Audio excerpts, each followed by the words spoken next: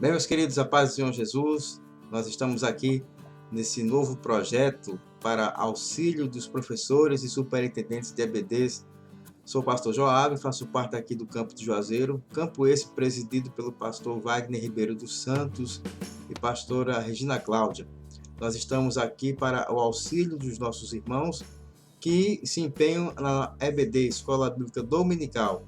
Nós estamos disponibilizando essas pré-aulas que serão um auxílio, uma ferramenta para os professores de EBD e também aqueles que estiverem interessados em aprenderem mais a palavra do Senhor, ok? Então eu conto com o seu apoio e perseverança nos estudos e vamos adiante com o ensino da palavra de Deus. Bem, meus amados, nós estaremos estudando nesse quarto trimestre a lição que tem como tema a importância da palavra de Deus para o bem-estar do ser humano. Esse é o nosso quarto trimestre, já rompemos aí praticamente o ano 2020 e pela graça de Deus estamos já finalizando com esse maravilhoso tema, a importância da palavra de Deus para o bem-estar do ser humano.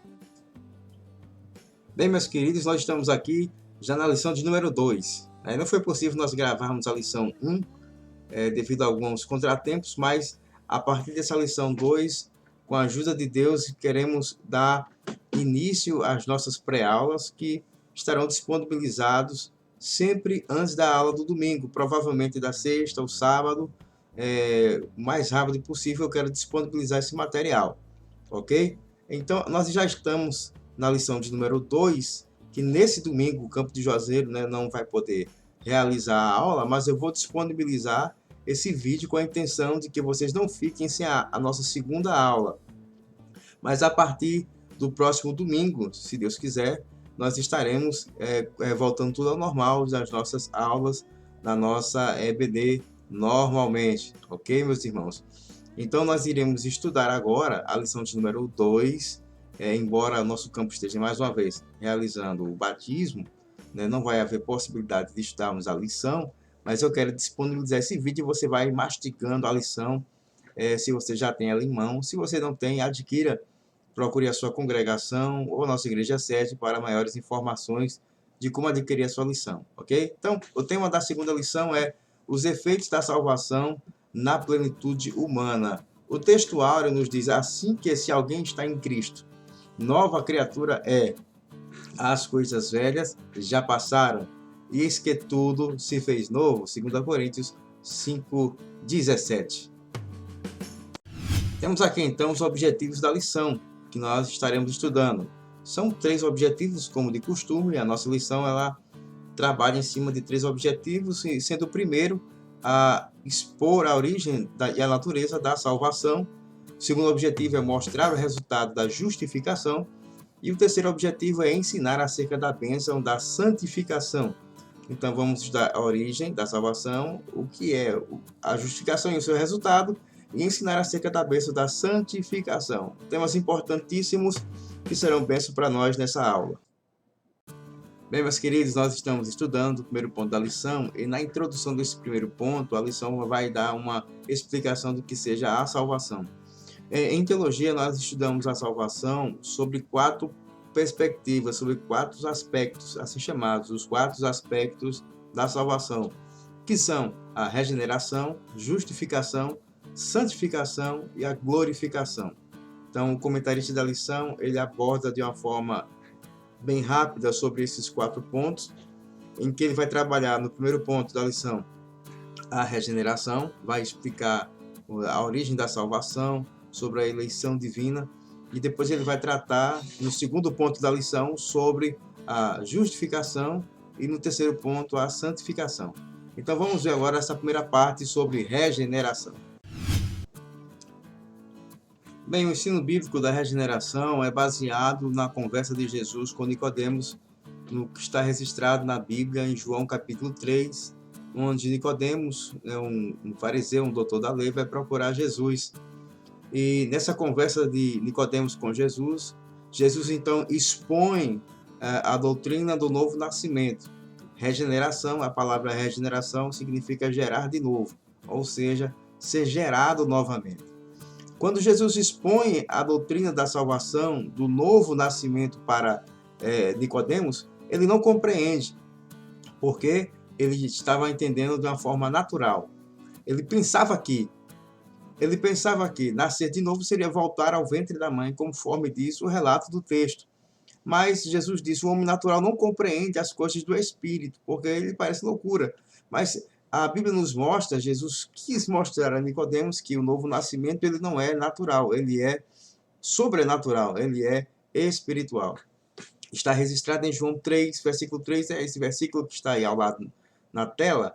Em resposta, Jesus declarou: digo-lhe a verdade, ninguém pode ver o reino de Deus se não nascer de novo. Essa versão é a versão da Bíblia NVI, Nova Versão Internacional. Então Jesus ele fala para Nicodemos que para entrar no reino dos céus é necessário nascer de novo. Então a regeneração é o novo nascimento. Vamos repetir? A regeneração é o novo nascimento. Se alguém perguntar o que é regeneração, você vai dizer: regeneração significa se gerar de novo, nascer de novo. É o novo nascimento. De forma que só pode entrar no céu quem nasce de novo.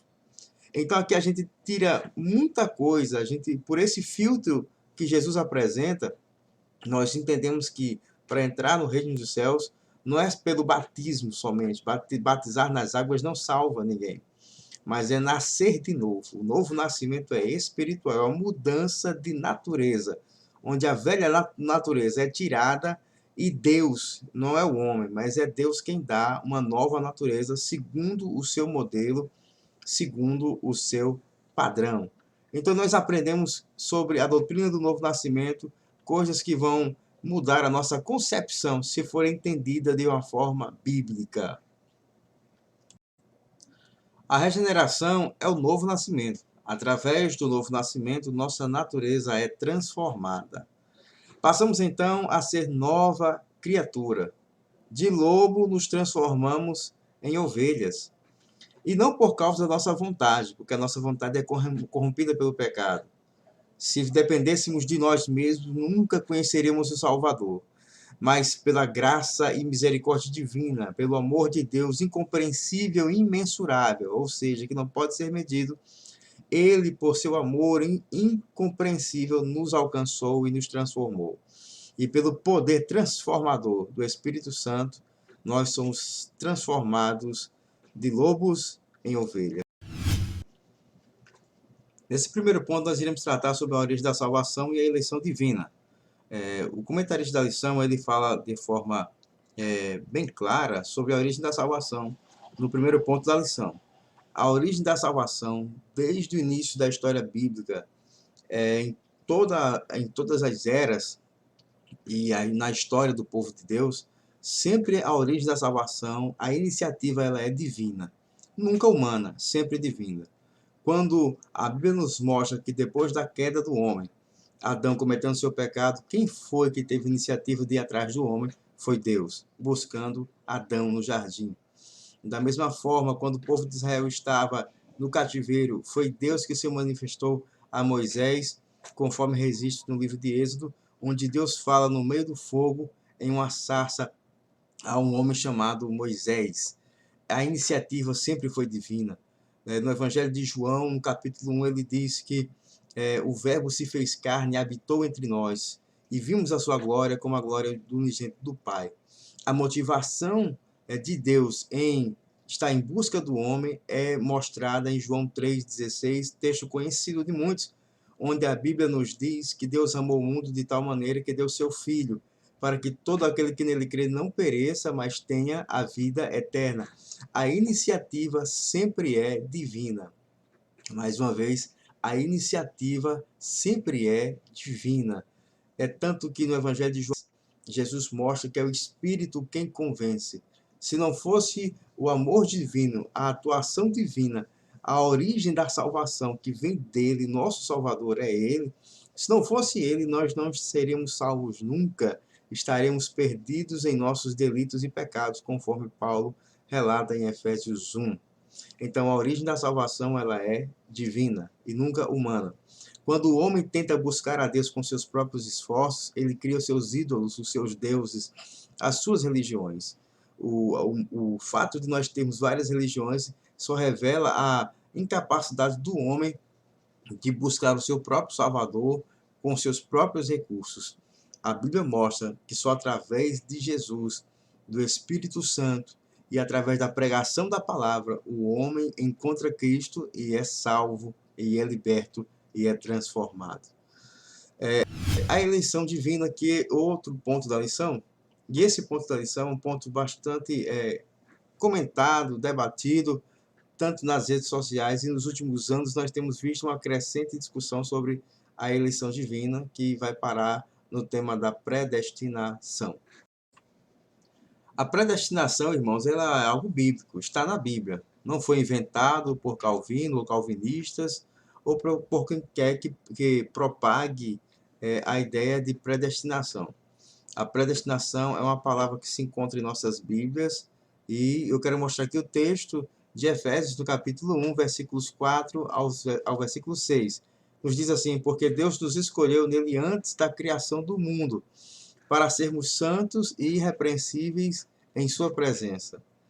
Em amor nos predestinou, para sermos adotados como filhos por meio de Jesus Cristo, conforme o bom propósito da vontade, para o louvor da sua gloriosa graça, a qual nos deu gratuitamente no amado. Então veja, duas palavras importantes nesses textos que nós lemos. Primeiro, porque Deus nos escolheu. E em segundo em amor nos predestinou. Então essas palavras, escolha e predestinação, estão na Bíblia e não podem ser descartadas. O autor, inspirado pelo Espírito Santo, registrou dessa forma como está escrito. Então, se a predestinação é bíblica, por que há tanta discussão? A discussão não está no nome predestinação, porque ela é bíblica, né? Já falamos sobre isso. A discussão está em quem Deus predestinou, se foram as pessoas individualmente ou a igreja coletivamente. Segundo a crença do nosso Ministério Assembleia de Deus, segundo o credo de fé da Assembleia de Deus, e nós temos aqui um exemplar da CPAD, Declaração de Fé, e essa declaração de fé é compartilhada por todas as igrejas da Assembleia de Deus. A crença é de que a igreja está predestinada para o céu. Não é um indivíduo, mas é o coletivo. A predestinação, segundo o entendimento da Assembleia de Deus, mostra que a igreja está predestinada para ir para o céu, e não os indivíduos, né, de forma específica, né, para não ser tão redundante. Então, a igreja está predestinada a ir para o céu, conforme nos disse Jesus a Pedro, falando em Mateus 16, onde as portas do inferno não iriam prevalecer contra a igreja. Então, a igreja ela é vitoriosa por natureza. A igreja vai para o céu, quer o inferno queira ou não. Esse é o entendimento da Igreja Assembleia de Deus sobre esse tema de predestinação. Bom, vamos então ao nosso tema de justificação, que é o segundo ponto da lição. Nesse ponto, você está vendo a imagem aí de um tribunal, onde tem aí na frente um réu e está diante de um juiz com o seu advogado de defesa e o promotor fazendo as acusações. Essa imagem ilustra bem a carta de Paulo aos Romanos, que é onde nós encontramos essa palavra justificação. Justificados, pois, pela fé, temos paz com Deus. Essa palavra, justificação, ela nos faz lembrar e associar a um tribunal. Porque a carta de Paulo aos Romanos, ele usa um termo jurídico sobre justificação, sobre condenação, sobre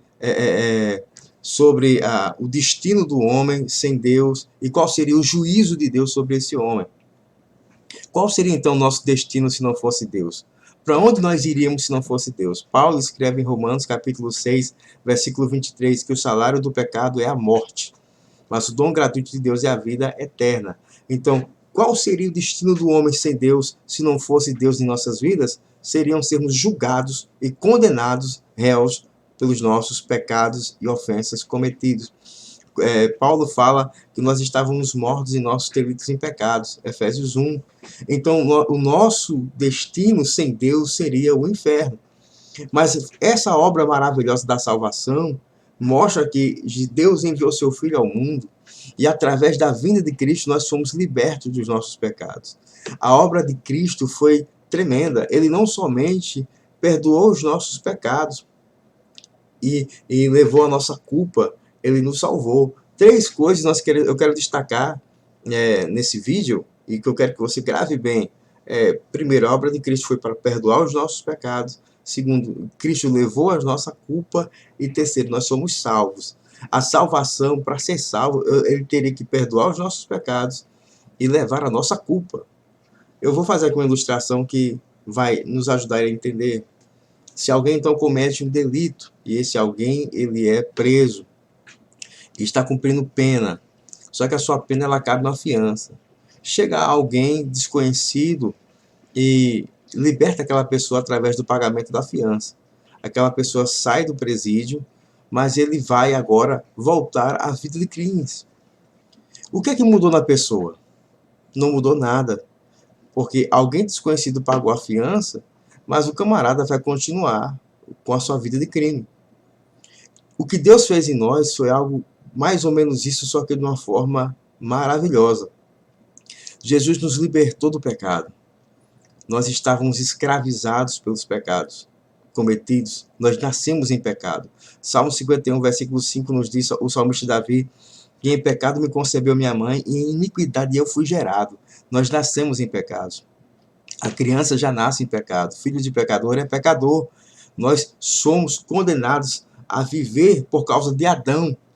Por causa de Adão, o homem se distanciou de Deus. A terra foi amaldiçoada por causa do pecado que entrou no mundo. Entrou a morte, entrou as doenças, toda sorte de males por causa da desobediência de Adão. Isso vem acompanhando de geração a geração a humanidade. Mas, quando Jesus veio quebrar essa maldição. E assim, então, começa o maravilhoso entendimento da obra salvadora, transformadora de Deus na vida do homem. Então, para Deus mudar a vida do homem, não bastaria somente libertar ele do pecado. Teria que mudar o seu coração para ele não voltar a praticar. Isso se chama novo nascimento. O novo nascimento é isso que nós falamos no início do vídeo, é a libertação do homem das cadeias satânicas pelo poder da pregação e a mudança do coração para que ele não volte a praticar as mesmas coisas. Mas aí vem outro problema, né? Isso aí o novo nascimento. Mas aí vem um problema. E os erros que ele cometeu no passado? Como é que fica? A sua história pregressa, né? Uma vida de crimes, uma vida de roubos, uma vida desse homem sem Deus que saiu da prisão e foi pago a fiança dele. Se Deus mudar o coração dele, ele não vai mais praticar, mas ele ainda continua sendo um pecador. Então o que Deus fez foi, levou os pecados cometidos por nós, os pecados que estavam sobre a nossa condenação, ainda que a gente se arrependa, mas a gente tem um histórico de pecado. O que Jesus fez? Ele tomou sobre si os nossos pecados, as nossas dores, aquilo que estava apontado para nós, que o acusador dizia, você fez isso, você fez aquilo. Jesus não somente assumiu os nossos pecados, mas também assumiu a culpa. A culpa é diferente do pecado, porque o pecado é o ato praticado. A culpa é o autor. Quem foi que praticou? Foi você, foi eu. Nós praticamos o ato. É errado, o pecado é o erro cometido. Mas a autoria, quem foi o autor desse erro, é a culpa. A culpa mostra quem foi o autor do pecado. Então, Jesus não somente levou sobre si os nossos pecados, ele assumiu a nossa culpa também, como se ele tivesse praticado. Daí então nós entendemos, aleluia, o que Paulo escreve, como foi dito no início do vídeo: se alguém está em Cristo, nova criatura é. As coisas velhas já passaram, eis que tudo se fez novo. Ele lançou no lago do esquecimento, do mar do esquecimento, os nossos pecados, como se nós não tivéssemos praticado nunca aquilo, porque ele passou a borracha. Mas eu não cometi, mas ele levou sobre si os nossos pecados, as nossas culpas. Então Jesus não somente veio nos libertar da prisão, através do poder do Espírito Santo, da sua palavra, ele mudou o nosso coração, nascemos de novo, não vamos praticar os mesmos erros, porque o nosso coração, a nossa natureza é nova. E os nossos erros cometidos, as culpas dos crimes e dos erros praticados, ele levou sobre si a nossa condenação. Não tem mais nada que aponte contra nós. Nós fomos perdoados por Deus. E o perdão de Deus, irmãos, é diferente do perdão do homem. O perdão do homem é algo assim a gente perdoa segundo o Espírito Santo. Essa capacidade de perdoar é divina, mas o perdão de Deus é diferente. O perdão de Deus envolve sacrifício, envolve sangue. Hebreus nos diz que sem derramamento de sangue não há perdão de pecados, né? Não há remissão de pecados. Remir é perdoar. Sem derramar sangue não há perdão.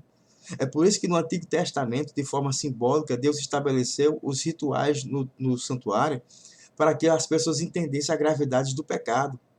Quando alguém do povo pecava, tinha que levar um animal ao templo e oferecer. Pegava na cabeça do animal, colocava as mãos, como passando a transferência do pecado da pessoa para aquele animal. Então, aquele animal recebia os pecados que aquela pessoa cometeu, o sacerdote matava o animal e o sangue derramado, então, daquele animal era o meio pelo qual Deus perdoava. Então, para que haja perdão, era necessário alguém morrer, vida por vida. Então, alguém transferia a culpa para um animal e aquele animal pagava com a própria vida. Jesus, ele foi a nossa oferta. Jesus foi a oferta que nós apresentamos a Deus para nos perdoar. Quando João Batista viu Jesus, ele diz: Eis o Cordeiro de Deus que tira o pecado do mundo, mostrando que Jesus era o Cordeiro, o animal oferecido lá na cruz, e o derramamento do seu sangue perdoou, Deus perdoou as nossas ofensas. Para Deus nos perdoar, era necessário que o Cordeiro morresse, o Cordeiro de Deus morresse em nosso lugar. Então Jesus era necessário que Jesus se encarnasse, tornasse homem, e como homem ele morresse por outros homens.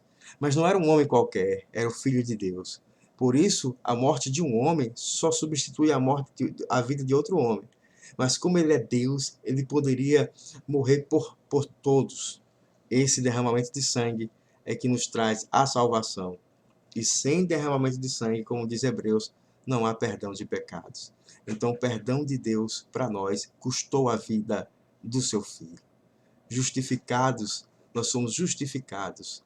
Quando nós pecamos, Deus não nos abandona. Aleluia. Ele não é aquele camarada que quando você está bem, ele está perto, quando você está mal, ele está longe. Ele está bem com você, porque nós fomos comprados, como diz Paulo, fostes comprados por um bom preço, o preço do Filho de Deus. Bem, meus queridos, nós estamos aqui agora iniciando o nosso terceiro ponto e o finalzinho, que é o finalzinho dessa lição, né? E vamos falar sobre santificação. Falamos sobre regeneração, primeiro ponto, justificação, segundo ponto, de forma bem breve. Esse assunto é muito extenso e eu indico a vocês, né, lerem materiais sobre esse assunto, livros de teologia sistemática ou bíblias de estudo. A Bíblia de Estudo Pentecostal tem muitos assuntos, né, nos textos que eu citei, que fazem parte da lição, que estão relacionados com esses temas. E o último ponto que nós iremos abordar, no nosso ponto 13, é a santificação. O que é então a santificação? É a mesma coisa de ser santo? Não é. Ser santo é um estado, santificação é um processo. Ser santo é um estado, santificação é um processo. Então, ser santo é o estado que nós nos encontramos, um estado de santidade, porque Deus não tem filhos imundos, os filhos de Deus são santos. Então, aquele que nasceu de novo, ele nasceu de Deus. A natureza é divina, nós temos dentro de nós o Deus Pai, Filho e Espírito Santo morando em nós, somos casa de Deus, somos santos. Então, o que é a santificação? A santificação, meus queridos, é um processo pelo qual nós passamos à medida que vamos vivendo com Deus. Nesse tempo de vida cristã, de comunhão cristã com Deus, nós estamos galgando os degraus até chegarmos ao amadurecimento da fé. Então, se alguém aceita Cristo, nasce de novo, ele está iniciando na fé, mesmo que tenha idade avançada, mas espiritualmente é uma criança. Então, à medida que você vai amadurecendo o seu relacionamento com Deus, você vai subindo nesse degrau espiritual, até você chegar a um nível de amadurecimento. Há pessoas que estão há anos na igreja e não amadureceram na fé. Tempo de igreja não quer dizer que você vai amadurecer. O que vai fazer você amadurecer na fé é o seu relacionamento particular com Deus, uma vida de oração, uma vida de comunhão com Deus, buscando entender a palavra de Deus, buscando se afastar do pecado, do mal. A santificação nos faz entender a preciosidade que é termos o nome escrito no livro da vida e o privilégio de pertencermos ao povo que vai morar no céu. A santificação é um processo pelo qual nós iremos nos limpando das coisas que ainda nos afligem, das coisas que ainda nos seduzem. É uma caminhada mesmo, é uma escada de amadurecimento, onde nós passaremos por lutas, dificuldades, tribulações, problemas, gigantes que vão nos enfrentar com a permissão divina para o nosso crescimento e amadurecimento. E nós diremos no final da jornada, como disse Jó: antes eu te conhecia de ouvir falar, mas agora eu te conheço de perto. O processo que Jó passou é o processo que nós passamos nossa vida, uns com um grau menor do que outros, com um grau de dificuldade menor do que outros. Deus sabe de todas as coisas, os problemas que um passa, que são totalmente diferentes de outros irmãos passam, mas cada um com a sua cruz individual, mas prosseguindo nessa jornada de amadurecimento. O amadurecimento é uma necessidade. Paulo, quando repreende a igreja, ele diz que não venham vos tratar como a espirituais, mas como a carnais. A igreja de Corinto estava numa carnalidade, porque, embora fosse alvo dos dons espirituais, provasse dos dons espirituais, no entanto, o seu comportamento era carnal. Brigas, intrigas, facções, inveja, divisão no meio da igreja, um colocando o outro na justiça, invejas, porfias, dissensões, que são frutos da carnalidade. Ou seja, isso nos mostra que espiritualmente a gente pode ter uma vida até de ser usado por Deus, mas o nosso caráter ainda não foi transformado. Precisa ser lapidado pela palavra, embora salvos, mas ainda precisamos ser lapidados. Por aqueles que são casados, que têm filhos, vão compreender essa comparação. O nosso filho, quando pequeno, é nosso filho, mas cabe a nós ensinar a ele o certo e o errado. Da mesma forma, embora nascidos de novo, com a nova natureza, estamos ainda em um corpo de pecado corruptível. O nosso corpo ainda vai ser transformado depois do arrebatamento, ou aqueles que morrerem em Cristo, quando ressuscitarão com o corpo glorificado. Mas até lá, nós estamos com esse corpo ainda pecaminoso, sujeitos a coisas que o mundo nos oferece, às aflições, aos problemas, aos pecados, aos tropeços. E nós devemos aprender com esses erros cometidos e sermos ensinados pelo Espírito Santo para não vacilarmos e amadurecermos. O amadurecimento é um processo natural. Se você ora, se você busca, se você ama a Deus, os vales e os problemas são naturais para o seu fortalecimento espiritual. Vale lembrar que Deus não tenta ninguém. Tentação é do diabo. Deus prova. E a provação nunca é além do limite, mas sim para nos capacitar, para ajudarmos outros que estão iniciando na fé. Essa é a santificação. É um processo, uma escada de amadurecimento espiritual. Ok, meus queridos? Então, que Deus em Cristo te abençoe. Nós estaremos com esse propósito de toda semana estarmos disponibilizando um material para ajudar nas suas pré-aulas, ok? Deus abençoe, um forte abraço. Divulgue esse vídeo para todos os irmãos de suas igrejas e congregações. Deus abençoe.